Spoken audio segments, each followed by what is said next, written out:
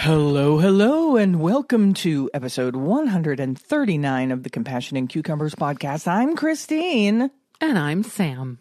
Happy after Mother's Day to all of you mothers, to you pet mothers, to you stepmothers, to you wannabe mothers, to godmothers. Yeah, to you bad mothers.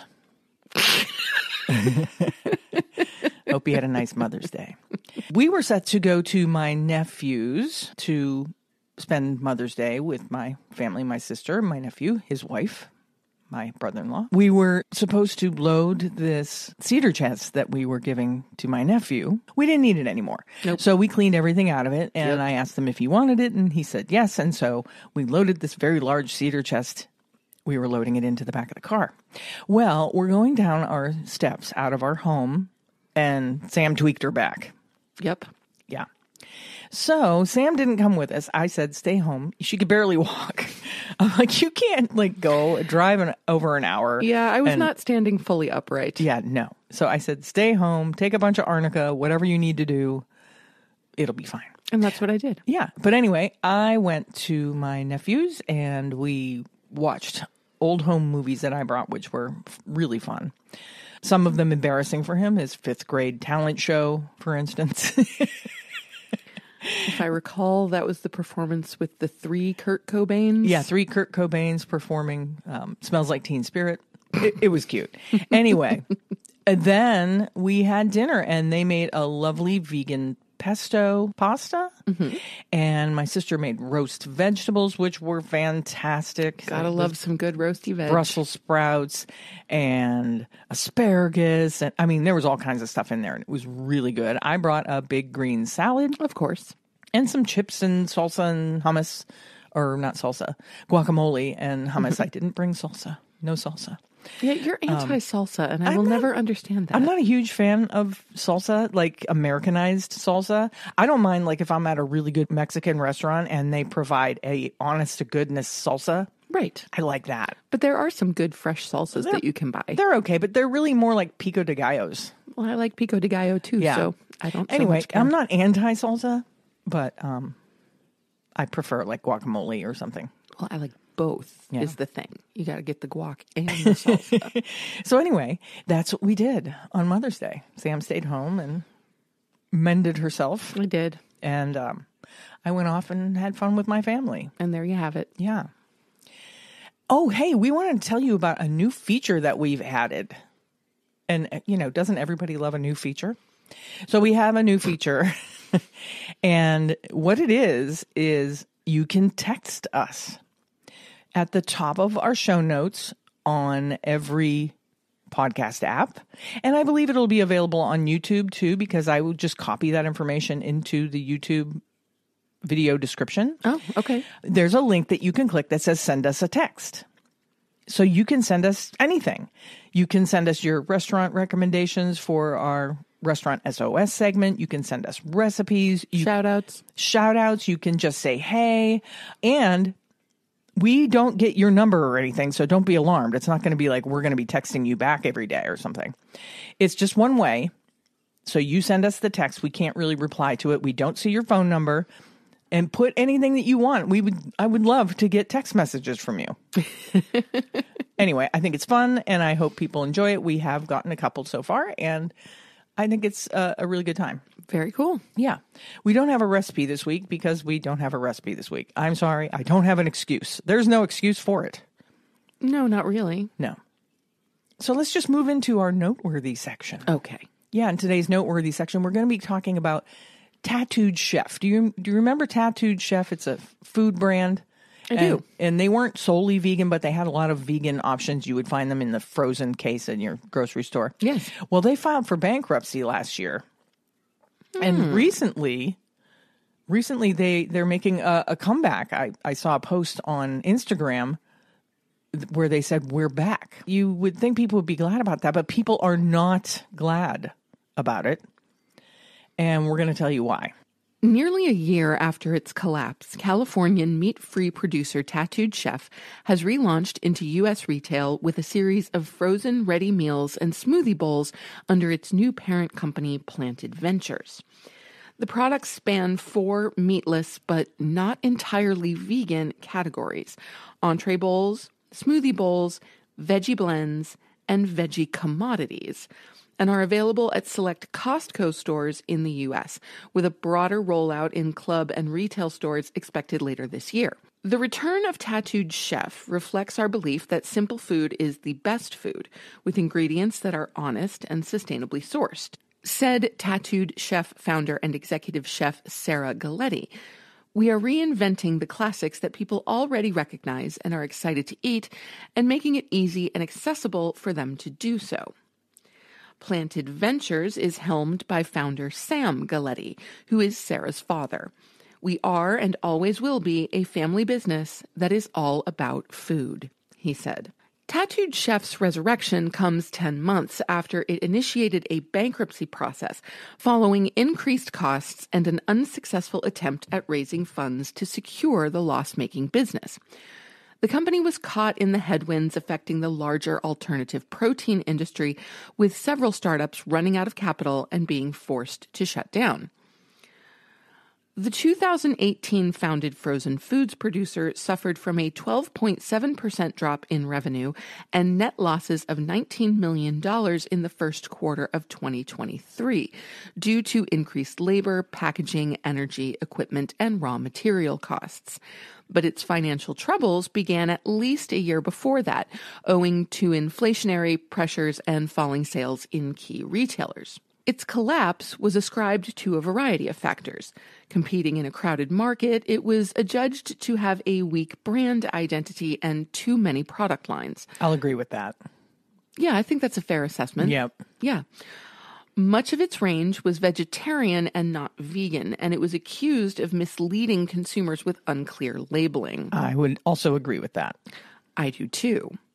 I accidentally bought a couple of vegetarian Tattooed Chef dishes. Yeah, because I think they would say plant-based really big on the front. Right. And then if you didn't read the ingredients, you find that there's dairy and eggs. Egg white. Yeah.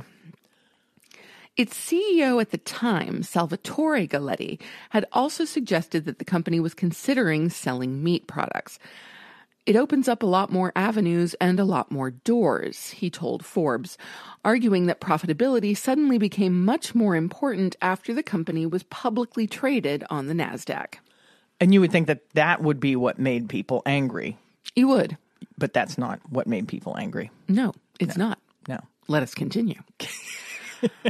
Sam and then CFO Stephanie Diekman were also the subject of a class action lawsuit in December 2022, which alleged that, in its account filings from March 21 to October 22, Tattooed Chef made false and/or misleading statements, downplayed issues with internal controls, and overstated revenue while understating losses.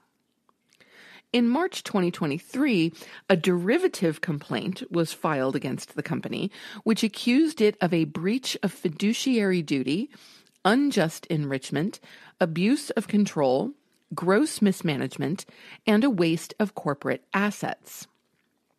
A former employee who was among a number of staff members laid off by the company in 2022 and 2023 told Ag Funder News that the business was poorly run and could not pay their bills, causing supply chain issues. Its stock dipped under the minimum bid price of $1 per share required to be listed on the NASDAQ in June 2023. Tattooed Chef was given 180 days to comply or risk being delisted. Despite a $12 million unsecured loan from Sam, who was the president and chairman of the business, it filed for Chapter 11 bankruptcy in California a month later. Tattooed Chef's insolvency came around the same time many of its counterparts were facing similar fates. Meatless Farm, Plant and Bean, and V-Bites were in the same boat, but all three have been rescued in some way. Tattooed Chef is following that journey. Planted Ventures purchased part of the company's assets in September 2023 and has now managed to revive the brand. We are excited to commence this relaunch of the Tattooed Chef brand, establish and renew industry relationships, and to become part of the healthy eating journey of millions of plant-based intenders, said Sam. In my 40 years in the food industry, I have come to understand that success is defined by 3 things. Surround yourself with good people, control the manufacturing, and have strong private label relationships, he added. At Planted Ventures, we have all that and more. We have a brand that consumers have embraced and, quite frankly, have missed. The reinvigorated business has seen Sarah create a frozen lineup of plant-based and vegetarian products that blend her Italian heritage with Los Angeles culture. Among Tattooed Chef's offerings are returning SKUs like the cauliflower mac and cheese, vegan beef burrito bowl, and organic acai bowls, alongside new innovations such as vegetable lo mein and Mexican-style street corn. The company also proffers prepared food like sheet pan or oven-baked vegetables, riced cauliflower, and pre-cut zucchini and yellow squash. With Planted Ventures, we have gone back to our roots as a company and are redefining the concept of better-for-you frozen food, said Sam. Planted Ventures describes itself as a vertically integrated manufacturer with operations based at a farm it has acquired in Procedi, Italy. The majority of its produce is grown, prepared, and packaged in the 100,000 square foot fully automated facility. This, the company says, ensures a dependable supply and end-to-end quality assurance for both its Tattooed Chef branded products and white label offerings. Yeah, well, all that's great for Tattooed Chef, and I'm sure that people involved in the company are glad to hear that. But I can tell you that the people on Instagram were not as thrilled. I saw comments such as, "Great, can we have our money back now?" What happened to our money? Are you going to address the fact that stockholders were screwed? And on the comments went. Oh, yeah. To the point where they started disabling and deleting comments on some of their posts. Because a lot of people invested in this company. Yes. And as you could hear from that article, the stock dipped so low that they were unlisted. Yes. And so therefore everybody that invested basically, just they lost all of their money. And Tattooed Chef never addressed it in any way, even just a simple apologies to our shareholders, right, that we've lost all of your money. Yes. But you know how I know that? I had a little bit of Tattooed Chef stock. Yeah. Not a lot, just a little. Yeah. But yeah. And now it's gone. It is gone. That money is gone. Mm-hmm. It's a good thing we didn't invest a lot into Tattooed Chef. Yep. Well, anyway, I hope that you also did not invest in Tattooed Chef and lose money. And if you do start to see their products popping up in stores around you, be sure to check the labels and ingredients very closely, because it sounds like they're right back to where they were. Yeah, it doesn't sound like they've actively changed any of their labeling or branding or anything like that. So it's very easy to imagine that they could again have the plant-based label on the front without fully disclosing any dairy or egg products that might be I wouldn't there. buy any product from them that does not say on the front vegan. Yes. If you want to make your life easier. I agree. So there you go. I'm not saying that they're an evil company or anything. You know, I mean, it happens. Companies are mismanaged and things happen. So, but that's why some people aren't so thrilled about Tattooed Chef making a comeback. Yeah. And it's time for our main topic.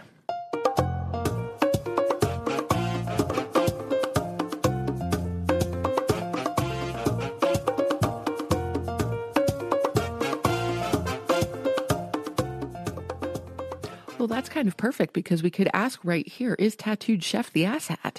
Well, I think some people at Tattooed Chef are asshats for sure. And that tells you that this week's main topic is another episode of Vegan Am I the Asshat? I love these episodes We do so love much. these. We would do these more often if we could, but you know, there's serious things to talk about. There are. So yeah, let's just jump into it. Let's do this first one here. I'll do this first one. Am I the asshat for not cooking vegan food or ordering any at a housewarming dinner? So I'm a 23-year-old woman. I recently started living by myself and decided to host a housewarming dinner/get-together. The invite list was fairly small, 5 family members and 3 friends. My apartment is quite small, so that was enough to be cramped. LOL. I called everybody beforehand to make sure whatever I was cooking would adhere to dietary restrictions and allergies, etc. A few people asked if they were welcome to bring other food, wine, drinks, etc., and I said sure. So it happened last night, and I had basically cooked a scaled-down Thanksgiving meal. Smallish turkey, chicken, potatoes, mac and cheese, and salad. I was also expecting other people to bring stuff, and almost everyone did. It turned into kind of a potluck situation. My brother ended up coming a bit late, which isn't too unusual, but he had a woman who he introduced as his girlfriend in tow. I didn't really have a problem with it. I was thinking it would have been nice for him to tell me she was coming, but from the way he explained it, it was a last-minute decision. We're all standing around my tiny table praying, and when we're done, it's time for food. My brother's girlfriend asked what was vegan at the table and said she'd been eyeing a few things. I said I personally hadn't cooked anything vegan, but one of my friends who is vegetarian had. It was some kind of stuffed pepper thing. I wasn't expecting to have a vegan, so I wasn't prepared, but his girlfriend seemed really upset.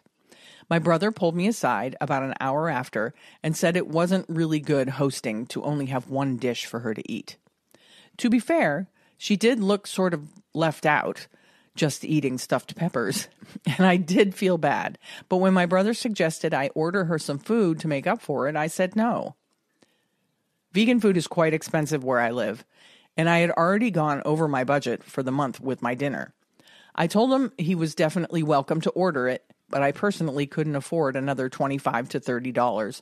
There was no big scene or anything. He stayed until the end of the night, and she stayed too.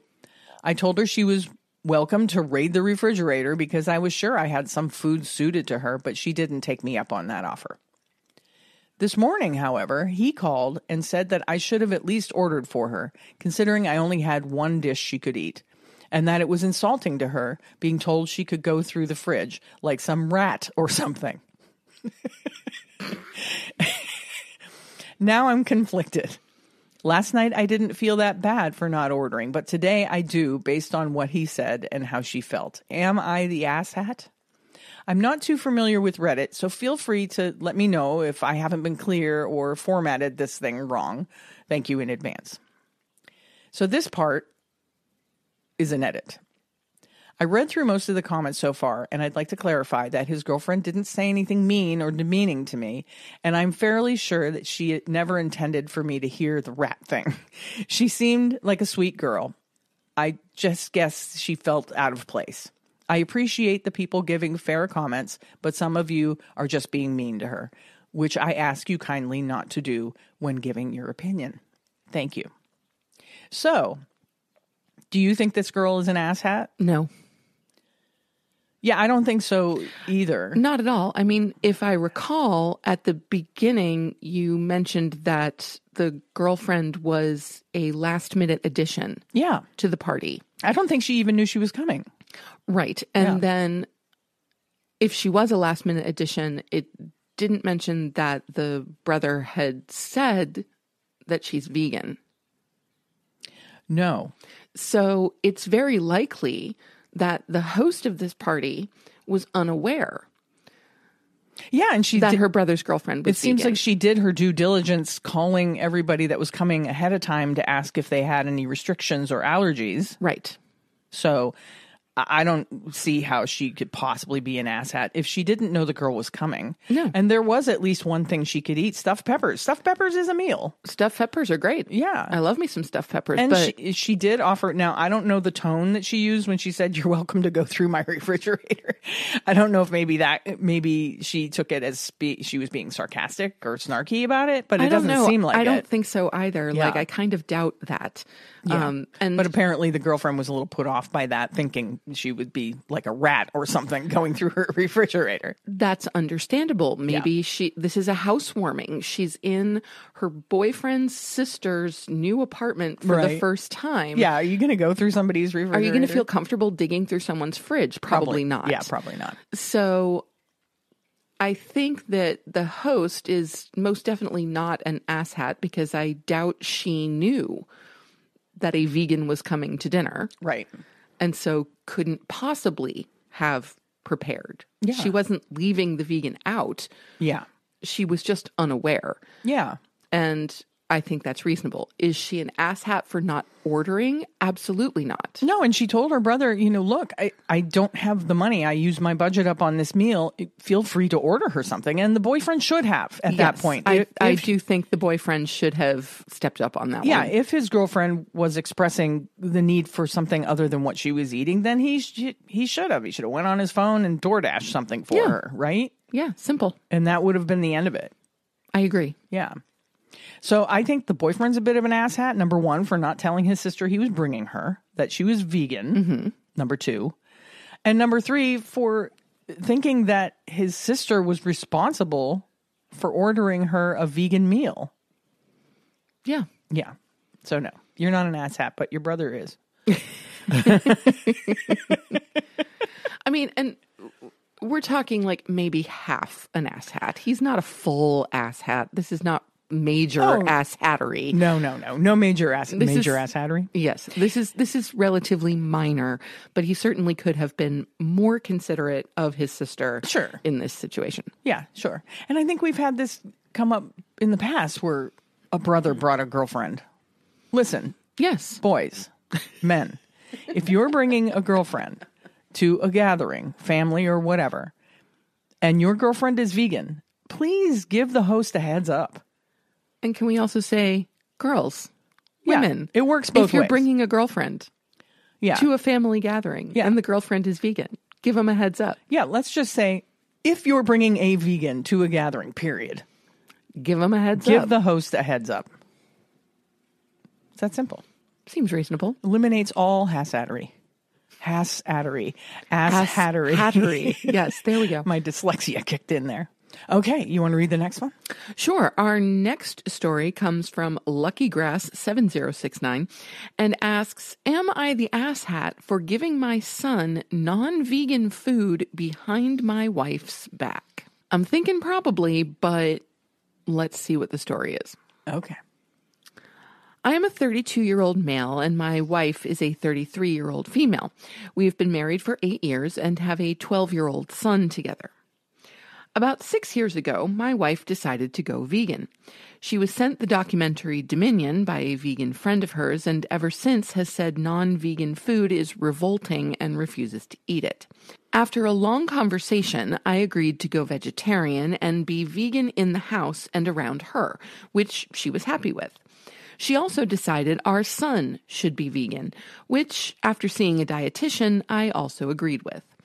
Things have been fine with this arrangement until a few months ago when I began finding wrappers from non-vegan candy and even burgers from McDonald's in my son's school bag, which he had been buying with chore money. I had a conversation with my son and he confessed he felt lonely and excluded eating vegan around his friends and that they always had much better candy than he did and it wasn't fair. I decided I didn't want him spending his pocket money on snacks and throwing out the vegan snacks we actually bought him instead of buying games, etc. It made no sense, but I also know the way my wife feels about non-vegan products. So I began buying my son what he wanted on our way to football practice instead. Long story short, my wife recently found out what has been going on and completely flipped out. She called me an animal abuse enabler and a few other names and said I was corrupting our son. Now she is not speaking to me. Our son panicked and told her I had bought the snacks for him and he didn't know they weren't vegan. I don't blame him for that. He just doesn't want to be in trouble with Mom. Am I the asshat here? This is a tough one. I would say he's a bit of an asshat for just not sharing with his wife what was going on. Exactly. I think it's perfectly reasonable to want to ameliorate his son's feelings of loneliness and exclusion. Sure. Being around his non-vegan friends. Yeah. That makes perfect sense. The kid's 12. You know, he's going to feel that. He's Yeah. going to feel left out in some way. And so that makes perfect sense. But it should have been a conversation between the two parents. And I agree. I don't think the father should have acted unilaterally on this one. Yeah. He should have said when he found like the McDonald's wrappers or whatever he found, he probably should have said, well, let's have a conversation with mom about this and we'll get to the bottom of it. Right. You know, if you are really feeling left out and it's affecting you emotionally, let's have a serious conversation about whether or not you can make your own choices food-wise outside of the house. Right. And that's exactly what I would suggest. This gentleman has said he's gone vegetarian and is vegan in the house and around his wife. Right. So at 12, I don't think it unreasonable to allow a kid to be making their own food choices. Again, we know plenty of vegan kids who are very passionate about their food choices at a younger age than 12. They're certainly old enough to make those decisions, I think. Sure. So if the son is deciding, I feel like using the money I'm earning through my allowance, through chores I'm doing at home, to go out with my friends to McDonald's and have a cheeseburger, or to buy a non-vegan candy bar or whatever that is. Right. I think that's the kid's right. I think it's his right too. I think it's also the right of the vegan mother to explain to him the consequences of those choices. Sure. And let you know so that he has all the information that he needs to make informed choices when he's outside of the house. Absolutely. Because if the wife has been vegan for 6 years, then the kid has been vegan since he was 6. So it's possible that he was never told why Maybe that choice was being made, that, it was not explained to him why there was going to be a shift in what the family was eating. Yeah. But at 12, I think it's pretty essential that he know. Yeah, he needs all the information. He does. Yeah. But no, I don't think this guy is an asshat. I think that he made a bad decision by keeping it from his wife. Yes. That was not a good choice because now he's put the son in a bad position.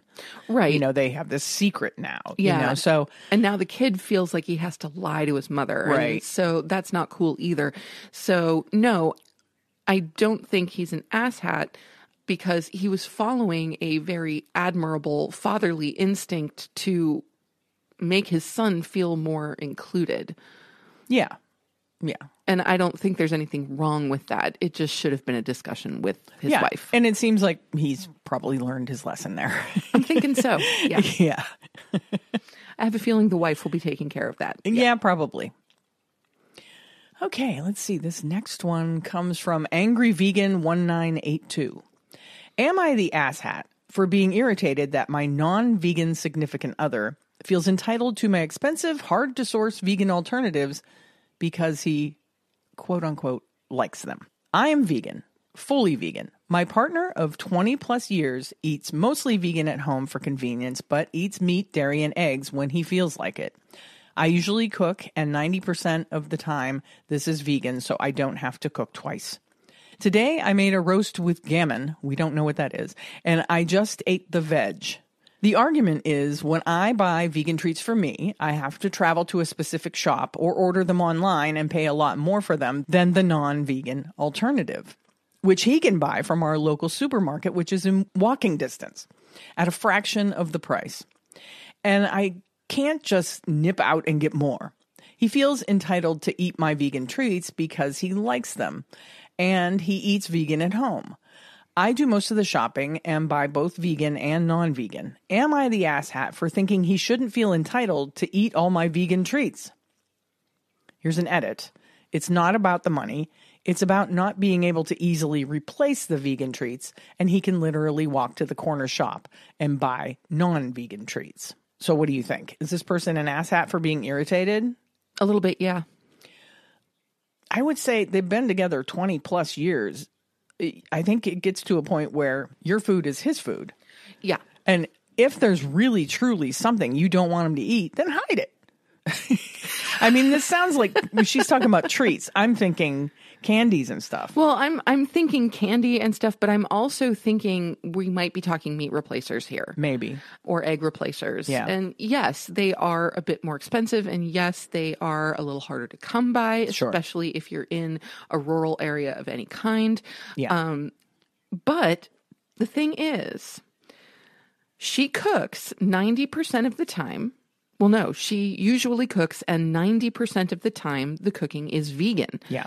So she's not making 2 meals, one for herself and one for her partner. For the majority of the time, yeah. Exactly. And so therefore, I really think that the partner should expect to be taking part in the vegan treats, as we call them. Yeah. And wouldn't she want her partner to be eating vegan rather than non-vegan? I mean, Yeah. why? I mean, I understand that she's like, hey, it took me a while to get these. I had to order them or whatever. Sure. But wouldn't she rather her partner be eating that than eating animal products? Right. So Exactly. And it says that she does most of the shopping and that she buys both vegan and non-vegan. So it's interesting to me that she kind of separates. I can't just nip out and get more. Yeah. But he could walk to the grocery store and get what he wants. Yeah. So I find that a little bit strange.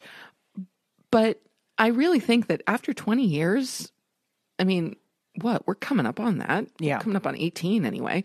Whatever enters the house is communal property. it's fair game. It's fair game. It's fair game. And if there's like cookies or something, and like I have a habit of like not eating sweet treats like right away. Mm-hmm.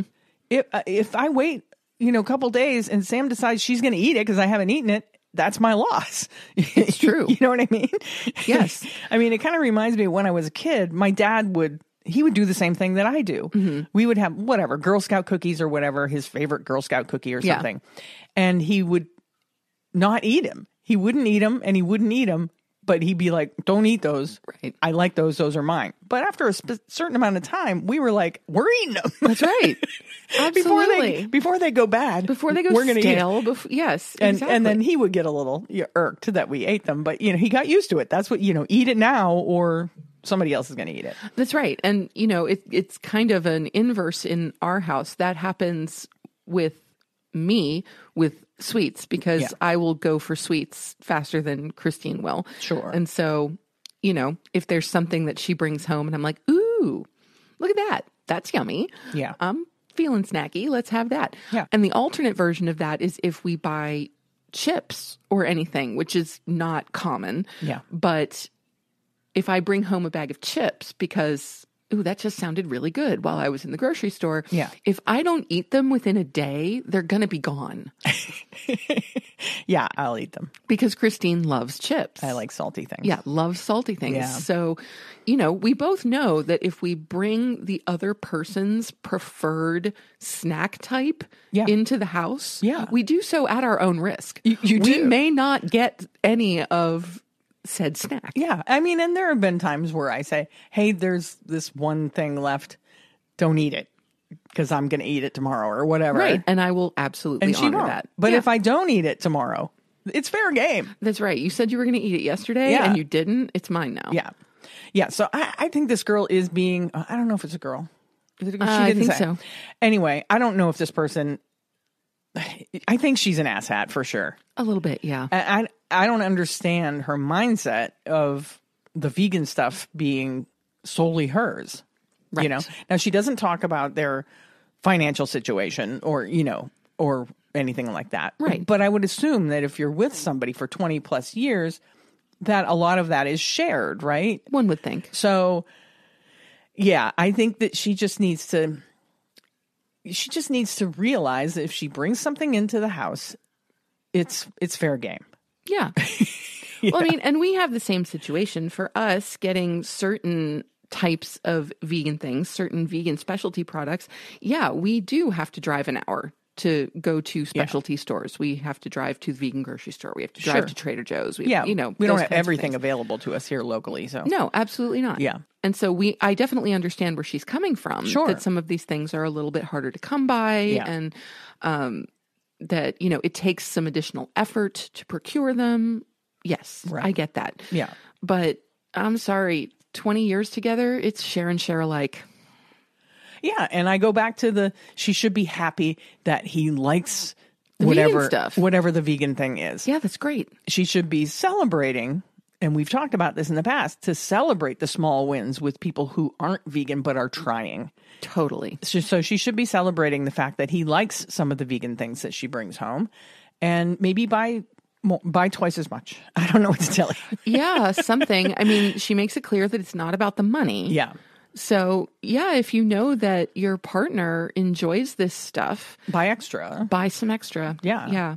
You know, like next time we go to Trader Joe's, we're not going to buy one bag of the potato lentil curls because we both love them. Right. It's one of the few like crunchy things that we agree on because they're not really salty. I'm not a big fan of salt. They're good, though. They're good. They're really good. Yeah. What do they call potato lentil curls or something like that? potato lentil curls. And yeah. something like that, or crispy curls or Yeah. something like that. But Anywho. the last time we bought them, we bought one bag. And as we're eating them, we're like, how dumb are we? Like, why did we not buy more of these? Yeah.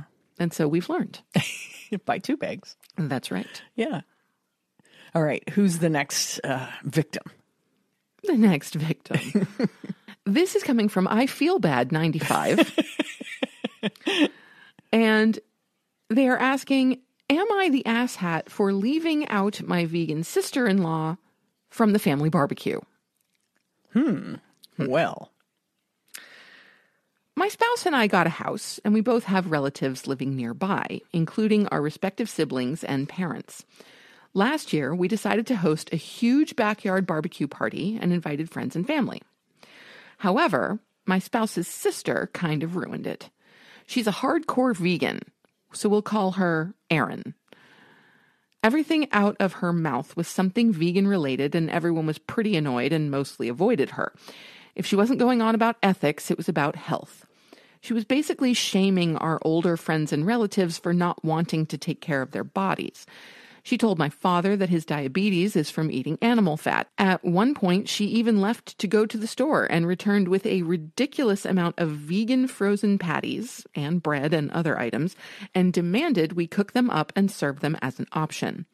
So to be nice, we cooked 1 pack. No one touched them. She was absolutely tiresome.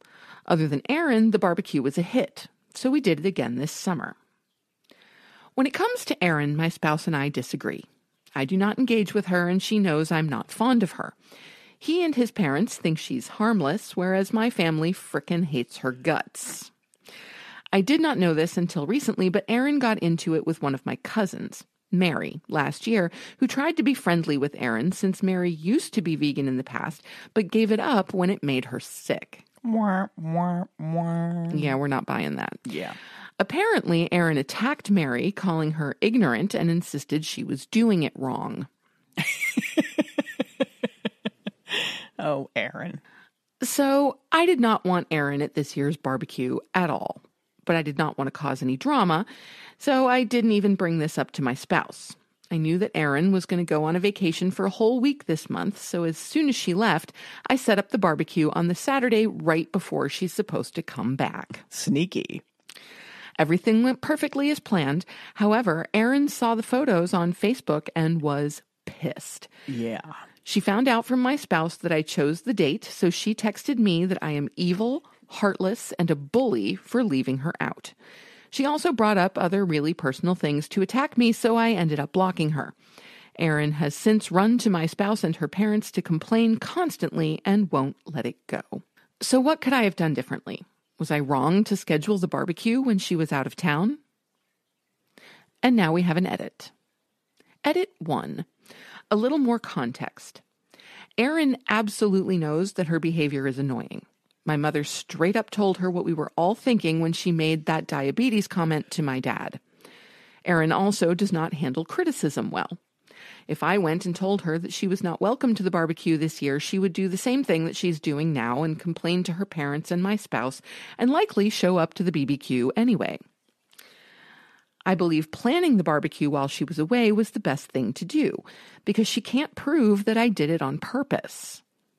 Well, you just admitted in the Reddit that you did it on purpose. Okay, We have the proof. We do. And as far as my spouse and my other in-laws know, it was just a coincidence and not my intention at all. So no one knows I did this, except for Reddit. Haha. Edit 2. Some more context. I did not tell my spouse about my plan for this year's barbecue, but he knew that I did not want her over again. However, when I planned the barbecue the same week she was out of town, no one, and I mean absolutely no one, asked, what about Erin? Not my spouse, not any of my in-laws. The only time anyone even brought her up was at the barbecue when my side of the family made private comments to me asking if she was going to show up. My mother was ready to throw down. Virtually everyone smiled ear to ear when I said she was out of town. Update 1. Oh, the saga.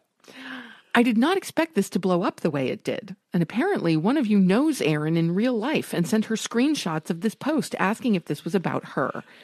I feel very weirded out by it, but I understand that posting this to Reddit was a risk. So Erin has been blowing up my spouse's phone since this morning and is screaming that he should divorce me for being a catalyst for hurt and deception, and that I'm a malignancy on her family that needs to be cut off. But, funnily enough, after showing me her texts, my spouse turned to me and said, "My mom and I already knew you did it on purpose, but we didn't want to say anything." So we both just had a good laugh. I told my spouse that his family needs to sit her down or get an intervention or something, because going forward, I refuse to engage with Erin in person or by phone. She's their problem, not mine. He said after seeing the comments on this thread, he's going to back me up 100%. There's so much more I could say about why I think Erin is the way she is, but I'm sure she would appreciate it if I didn't. So Erin, if you're reading this, accept the reality check and know that literally everyone is sick of your crap. And I wouldn't comment anything if I were you, because these Redditors will more than likely find out your real name and background, and I don't think that you can handle that. Update 2. My mother-in-law, Erin's mother, recently told me that Erin was very upset and paranoid about being doxxed, but I assured her that I wouldn't post any of her private info. So a few hours ago, Erin reached out to my spouse and apologized for her behavior and for how she treated my side of the family, especially my dad. We've decided to just go no contact for a while and let things simmer down and probably test the waters again during the holidays. These are baby steps, but look to be steps in the right direction. Thank you to everyone who commented, and please no doxing. So do you think that I Feel Bad 95 is an asshat for leaving this sister-in-law out of the second barbecue? Wow. It's That's a really toughie. tough question. This might be one of the hardest ones we've come up against, actually. I say no, because I think that this Erin really handled things poorly at the first barbecue. I understand that she is passionate about her veganism. Sure. But we've talked about this before. You know, you got to read the room. You got to know who you're talking to and how to frame things. Right. And don't just walk up to someone who's diabetic and tell them you're diabetic because you eat animal fat. Now, while that can contribute to diabetes, some truth to that. There is truth to it. Maybe a better way of handling that is Erin could have gone up to this woman's father and said, "How are you feeling? I know that you have diabetes. You know, you really should watch this one video by Dr. Michael Greger where he talks about the link between animal fats and diabetes. Mm-hmm. It might help you." Right. And then leave it at that. Yep. Don't accuse people of hurting themselves, of being ignorant or whatever. Right. It seems like she's just really handling it badly. Yeah. You know? I mean, it's just it's interesting because they say that at family gatherings or whatever, or at the relatively informal social functions, there are a few things you just shouldn't talk about. Sex, money, politics, religion. Right. And you know what? Veganism falls into two of those categories, kind of, sort of, depending on your take on it. Sure. Some people can consider it politics, and some people can consider it a religion of sorts. An ethical belief. That's sure. right, an ethical belief. Mm-hmm. I've definitely heard that argument. So that means that It's not the time and place. No, it's not the time and place.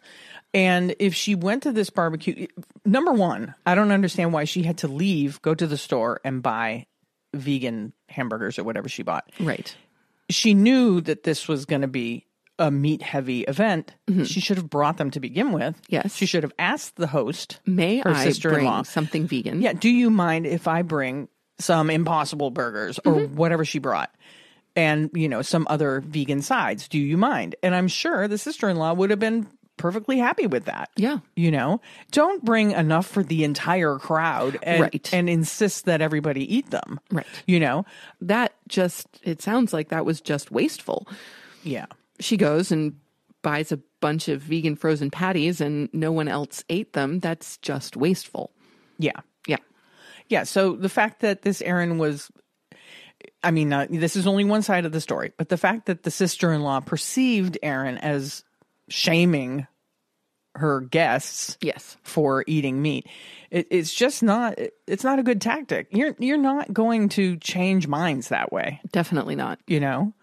It's just immediately puts people on the defense and immediately tells everybody in this family, obviously, that they don't want to spend time with Erin. Right. Because of it. Right. So, no, I don't think that she's an asshat for leaving her out. Yeah, okay, I guess I'm going to agree with you. I don't think it's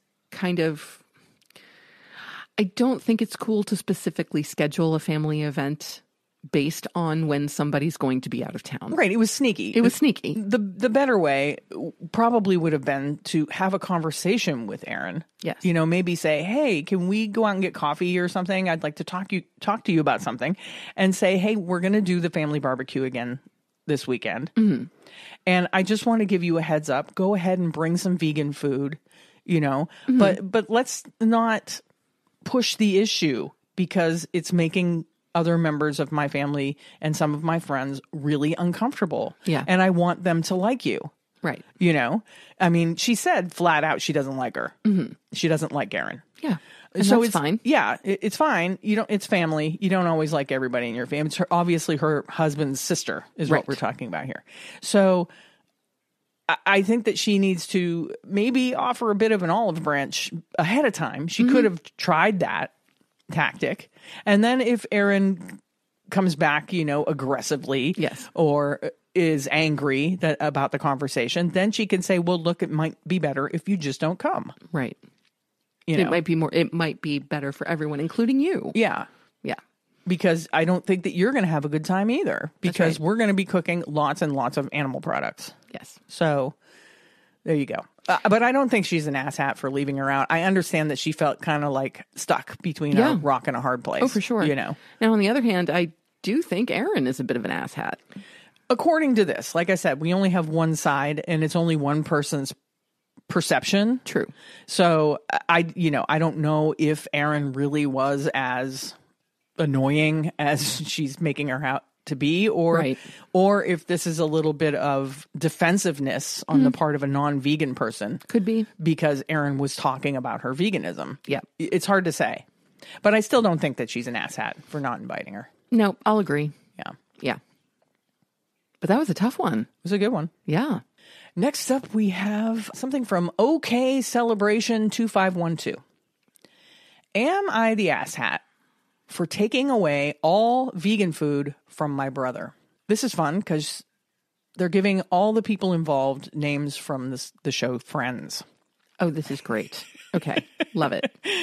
Our friend Phoebe has always been vegetarian, but has recently cut out all animal byproducts. Go Phoebe. She is also my roommate. Every time we play Dungeons and Dragons, I like these people already. Our friends and my brother come to my and Phoebe's place. We always decide that if we're going to order food, each bring something, or if I'm going to cook and they PayPal me. This time I offered to cook because I felt like it.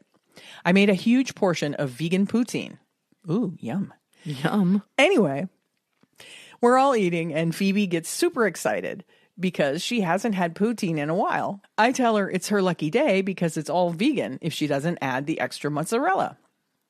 My brother Ross started to get pouty, and then we had a fight because he never agreed to eat vegan food. And just because Phoebe is vegan, he didn't have to be. And he likes his meat and blah, blah, blah.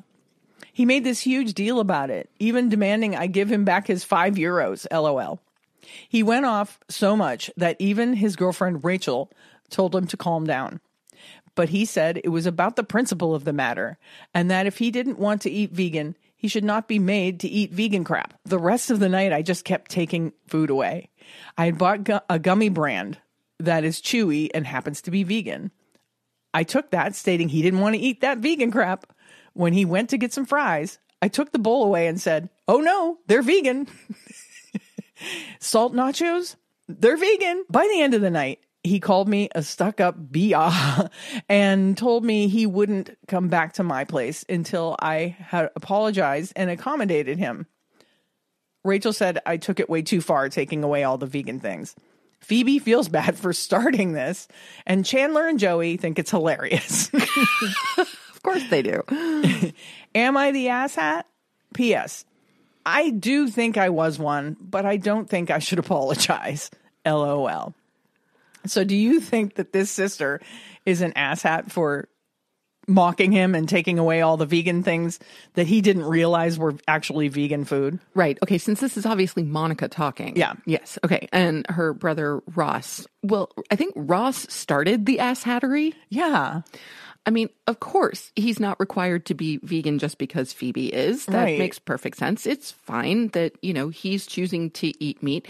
But having vegan food for one day does not a vegan make. Right. And he probably eats vegan food more regularly than he's even aware of. And I think that's the point she was trying to make. Yes. Oh, these fries, you can't have those. Those are vegan. These Right. chips, nope. Those are Can't vegan. have them. These gummy bears, nope. Those They're are vegan. That's right. And I personally think that's pretty funny. I think And it's funny, I too. probably would have handled a similar situation in exactly that way. Yeah. To just say, well, wait, you didn't want to eat vegan crap. This is vegan crap. Yeah. No, I can't have you eating that. You're Right. opposed to vegan crap. I'm just saving you from yourself here. I think it's very typical brother-sister stuff. Totally. And I think that he took things way too seriously, first of all. Ross did. Yeah. Yes. It's like, okay, so there's some vegan poutine. You can put actual dairy cheese on it if you want, That's right. Ross. You don't have to have a breakdown about the fact that there's vegan food in the room. Mm-hmm. Oh my gosh. No, I don't think she's an asshat. And I mean, if he's still angry about it, then he's, like I said, just taking things way too seriously. Yeah. You know? Absolutely. And I'm sure that after she did all that, took all the food away, like she said that Joey and Chandler had a good laugh about it. So, Well, that's on brand. right. Joey and Chandler would have a good laugh about it. I think that it was probably a very funny moment. Now, it sounds like the brother was a little hurt by it, but, come on, get over it, dude.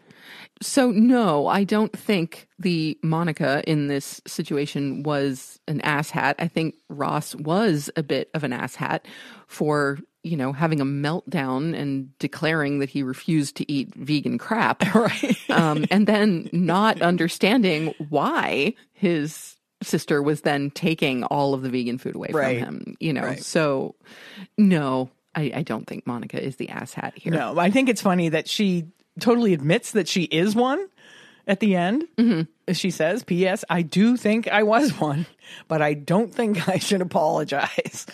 Now that's okay. I think she should apologize. Right. I don't think she was an asshat, but Yeah. I think she should apologize. I think she should say, look, hey, I'm sorry. Ross, I'm sorry. Yeah. I was proving a point. Yeah, and I kind of made you the butt of the joke. Yeah. And I'm sorry about that, but look, everybody thought it was hysterical. And it was. Yeah. And we give Monica kudos for her sense of humor. Yeah. Okay. Our last Am I the Asshat for the day comes from Peachy Moon and asks, am I the asshat for not wanting to travel with a vegan friend? I, a 24-year-old female, have a group of friends from high school, and there's 4 of us in total. Tina, which is a fake name, has made efforts for the last few years since the pandemic to try to do an annual summer trip. Tina has always been vegetarian, but has more recently kind of adopted a vegan diet due to health issues. Before I continue, I want to say that I have absolutely no issue with vegans or vegetarians, but I do eat meat and animal products myself. Our friend group went on our first trip together a few years ago for a weekend. Before the trip, Tina said that she was fine eating at any restaurant so long as they had at least one entree option that fit her needs. This wasn't hard to do at all, and I had no problem accommodating for that. The issue was that Tina made almost no effort in looking for places to eat. Our other friend and I ended up being the ones to research for places to eat. On top of that, Tina would often reject our suggested restaurants. There was one ramen restaurant I really wanted to try in the city we were going to, and I showed Tina that there was a vegan ramen on the menu. When we got to the restaurant, Tina said she didn't feel like eating vegan ramen and instead ordered a couple of vegan appetizers or side dishes. She then proceeded to complain about the food she ordered and didn't eat much of it. I found this to be pretty annoying because if she was going to be this picky about food, then she should have put more effort into finding restaurants that she was happy with. Since then, I've been making excuses not to join trips, and Tina is now trying to plan for another one this summer. Am I the asshat for not wanting to travel with Tina? Note: Tina was also doing things on this trip like making the whole group walk 25 minutes in the summer heat instead of taking scooters because she was too scared to ride them. Also, my friends are all working, but I'm a grad student, so I don't have much time and money to go on every trip my friends suggest. I'd also rather prioritize trips with my boyfriend or my family. Edit.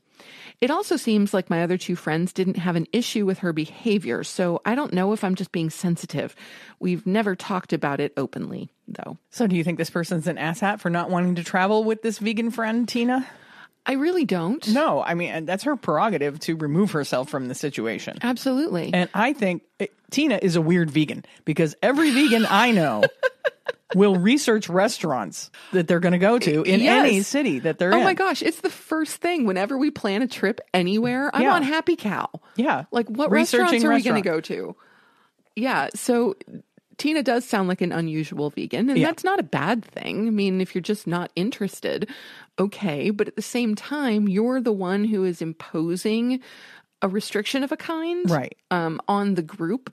And so I think it should be your responsibility to say, oh, hey, by the way, here's this really great, even if you find a fully vegan restaurant. Sure. Like last time I went to London, I was with my friend Dan, who is not vegan, and we would alternate choosing restaurants.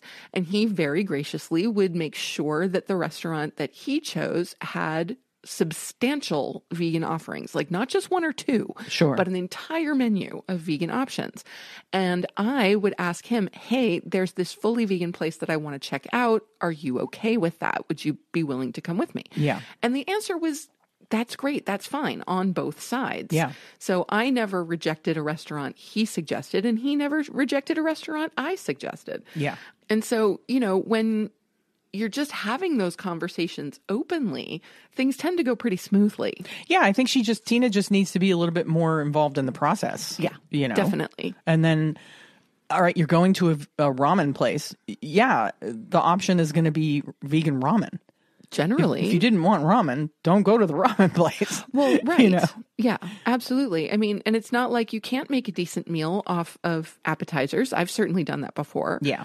Even in a place that was fully vegan, because I didn't want to have one big meal. I wanted to try multiple things on their menu. Right. So I went with an assortment of appetizers instead of one main dish. Yeah. Yeah. So there's nothing wrong with that either. I don't think that she's an asshat for not wanting to travel with Tina. No. At all. No. I do think that Tina, although she's not an asshat, she seems a little high maintenance. A little bit. I don't know if I would want to travel with Tina.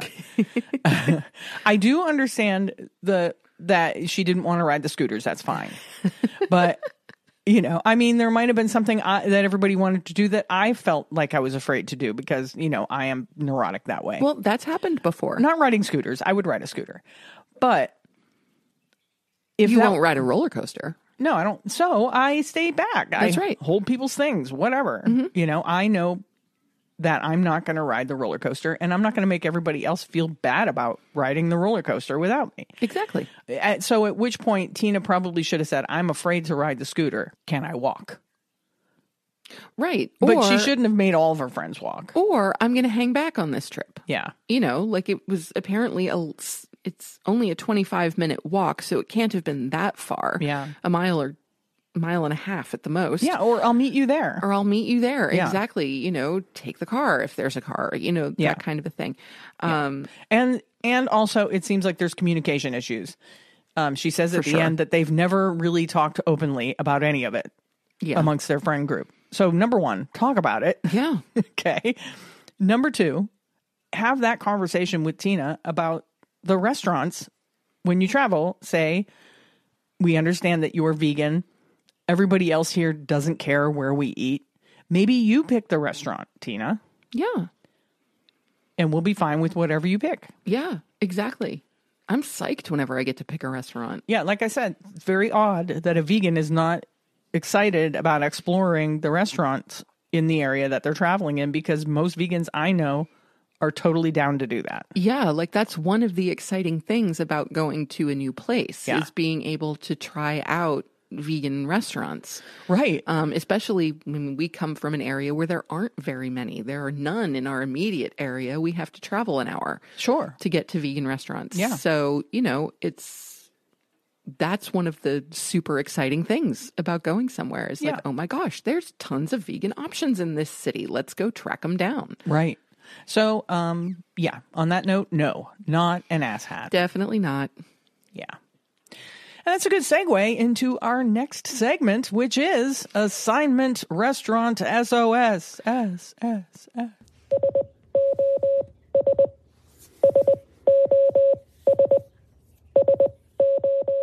This week, listener Holly Bilski sent us the Burger Patch in Sacramento, California. She says they're a great vegan burger and fry joint. They have a selection of vegan burgers, shakes, and sides such as mac and cheese, tots, slaw, vegan tenders, and of course, fries. They are located at 2301 K Street, number 101, Sacramento, California. They are open from 11 a.m. to midnight, Monday through Thursday, and 10 a.m. to midnight on all other days. Can I just say how exciting it is that this restaurant's open till midnight? Right? You know? Yeah. A burger joint that's open late like that? Seriously. I hope that they do a fantastic business, because that is awesome. It really is. Yeah. I mean, we're not usually late night folks ourselves, but I've certainly been like, oh my gosh, even in London, like we got out of a play at 10:30 or 11, and it's like, wow, I'm kind of hungry. Yeah. Like I could go for something. Yeah, when you're out and doing things, it'll get late and then people get hungry, and 9 times out of 10 you can't find a place that's open. Right, because all of the restaurants closed at 10. Yeah. And it's like, oh, well, okay. I guess it's, you know, home we go. Home we go. Yeah, home we go. Pick up some frozen French fries. And I would be, you know, totally psyched, you know, after going to a movie or the theater or something that made it a late evening, having an option like that. Yeah. Would be really cool. Yeah. So if you're in the Sacramento area, please check out the Burger Patch. And again, they're located at 2301 K Street, number 101 in Sacramento. Check them out. Bring all your non-vegan friends. This is the important thing. We must bring non-vegan friends and family to 100% vegan restaurants. Yep, super important. Because 1 to 3% of the population cannot sustain a business. No. You need to open people's eyes to the fact that just because this is a vegan restaurant, meat eaters or animal eaters, their food is fantastic. Yeah. And you'll want to go there regardless of the fact that it's a vegan restaurant, because the food is great. Yeah. So, next time Owen and Lucy come up for more than 24 hours, we are definitely taking them to Stronghearts. We'll or take them Good to Stronghearts or Good and Evil Evil or Sunshine Vegan Eats. Yes, definitely take your non-vegan friends and family to your favorite vegan joint. Yep. And tell them, come back here, you know, because they need our support. For sure. And that's the whole point of Restaurant SOS. Indeed. Hey, it's time for our favorite portion of the show. Must be listener shout out time. It's listener shout out. Just want to give a shout out to all my fans watching. I love you guys. I love you. This week we are shouting out Jennifer Amstutz Wieland. Jennifer is the very first to use our new texting feature. Thank you, Jennifer. It worked. It did. She told us, I told you at Veg Fair that I was going to look for your email and then listen to your podcast. I have honored that statement and I love your show. Thank you so much for all that you do for the animals. I really enjoyed listening and learning from the both of you. Thank you. And thank you, Jennifer. Yeah, we met Jennifer at the Pittsburgh Veg Fair Last weekend. and she said she would check us out, and she did. Thank you so much. And we want to send you a swag bag, Jennifer. So send us your t-shirt size and address. You can either text it to us. Oh my gosh. Or email us at compassionandcucumbers@gmail.com, or you can DM us on any of our social media. And for the rest of you out there, if you'd like a listener shout out like Jennifer got today, please email, text, or DM us. Let us know what you think of the show and tell us a little bit about yourself. We'd love to shout you out. We would. It's time for our Vegan Org of the Week. This is an organization that we have talked about in the past, but they're reorganizing. So I wanted to remind people to support this organization. This is honestly, I think, one of my favorite organizations in the world. I just love what they do so very much. And I am a regular contributor to this organization, and that is the Food Empowerment Project. The Food Empowerment Project is currently shifting their organization to be a collective, which is fabulous. Love it. They believe that relying on a single individual to lead a team within a traditional hierarchical framework isn't sustainable and contradicts our core values. Instead, as an organization, we are advocating for a more inclusive approach that fosters longevity and facilitates meaningful progress by ensuring that every voice is heard and valued equally. And that is coming from FEP founder Lauren Ornelas. Now, the Food Empowerment Project, they do so much work. Oh my gosh. Their work is vast, but phenomenal. They do work supporting migrant farm workers. Yes. They do work supporting food sustainability. Yes. They do work supporting food equity. Yes. And veganism. Yes. So, yeah, I can't recommend Food Empowerment Project more if you're looking for a vegan organization to be involved with or support. Yeah, this is the organization that makes me wish we lived on the West Coast. Yeah. Because I'd be right there. Yeah. Like all day, every day. Absolutely. We'll leave a link to Food Empowerment Project so you can check out all their work. It's time to wrap this baby up. I just have a few calls to action for you. We always ask you to please join the Agriculture Fairness Alliance's Vegan Voter Hub, and we always put the link to that in our show notes, so please click that link and join the Voter Hub. You can subscribe to our show on your favorite podcast app, and you can subscribe to our YouTube. And don't forget to leave us a rating and a review. And lastly, send us your favorite vegan recipes for our listener recipe series, and I promise sometime soon we will get to making them. Oh, there will be a recipe next week. Yes. There will. Yeah. There's no reason for there not to be. I can't think of one right now. No, we don't have one. Yeah.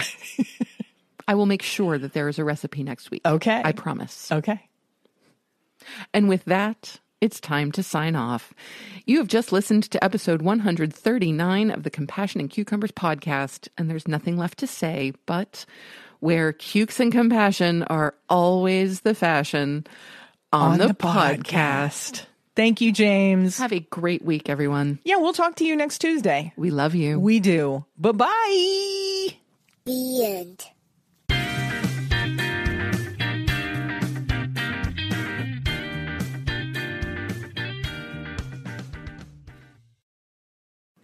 If you'd like to support the Compassion and Cucumbers podcast, well, you can do that by hopping on over to our Patreon page and becoming a patron.